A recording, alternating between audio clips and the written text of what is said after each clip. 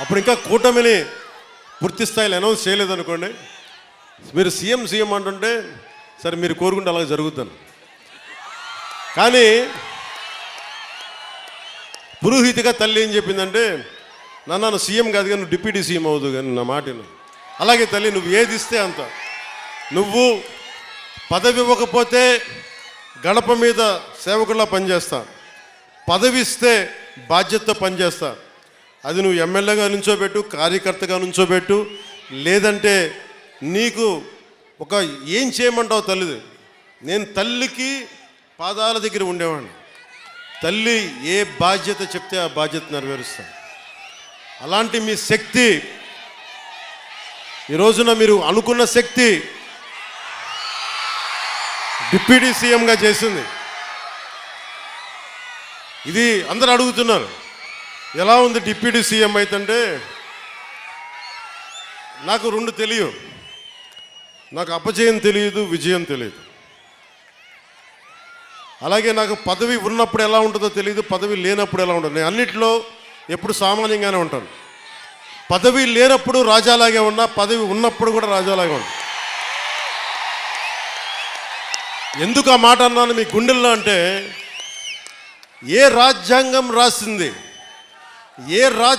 రాసింది ఒక వ్యక్తిని మీ గుండెల మీద పచ్చబట్టు పొడిపించుకోమని? ఏ రాజ్యాంగం రాసింది ఒక ఆడబిడ్డ అన్నా అని ప్రేమగా పిలిచే పదం ఆత్మీయత? ఏ రాజ్యాంగం రాసింది ఒక తల్లి వచ్చి నాన్న నా కొడుక అని చెప్పి ఆప్యాయతగా మాట్లాడేది? నా ఆయుష్ పోసుకొని కూడా నువ్వు చల్లగా ఉండని చెప్పి పెద్దలు మాట్లాడే ఏ రాజ్యాంగం రాసిచ్చింది? అందుకే అన్న, రాజ్యాంగ పదవులు ఈరోజు ఉన్నాయి, గౌరవిస్తా.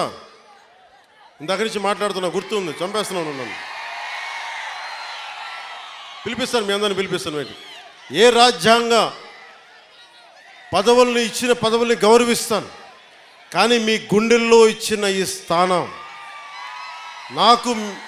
నన్ను మీ గుండెల్లో పెట్టుకున్న ఈ స్థానం కడ వరకు, ఆఖరి శ్వాస వరకు, తల్లి జగజ్జననిలో ఐక్యమయ్యే వరకు నేను మీకు రుణపడి ఉంటాను. పిఠాపురం ఎప్పుడు నేను పోటీ చేయాలి ఎప్పుడు అనుకోలే. నేను దత్తాత్రేయుడు ఆరాధించేవాడిని, దత్తాత్రేయ పరంపరలో ఆరాధించేవాడిని. 2001లో 1995లో అనుకుంటా శ్రీపాద శ్రీవల్లభుడు చరిత్ర చూశాను, చదివి ఒకటే కోరుకున్నా, ఎప్పుడన్నా పిఠాపురం వెళ్ళాలి, శ్రీపాద శ్రీవల్లభుడిని దర్శించుకోవాలని అనుకునేవాడిని. కానీ నాకు ఎన్ని సంవత్సరాలు ప్రయత్నం చేసినా నాకు కుదిరేది కాదు. పిఠాపురంకి 2014లో వచ్చాను, 2019లో వచ్చాను. ఎమ్మెల్యేగా పోటీ చేస్తే తప్ప శ్రీపాద శ్రీవల్లభుడు దాని దగ్గరికి తీసుకురాలి. అలాంటి శ్రీపాద శ్రీవల్లభుడు సాక్షిగా మీ అందరికీ నేను రుణపడి ఉంటాను. నేను మీకు రుణగ్రస్తుడిని. మిమ్మల్ని మీ సమస్యల్ని మా గుండెల్లో పెట్టుకుంటాం. మేము ఒక్కరం కాదు ఇక్కడ.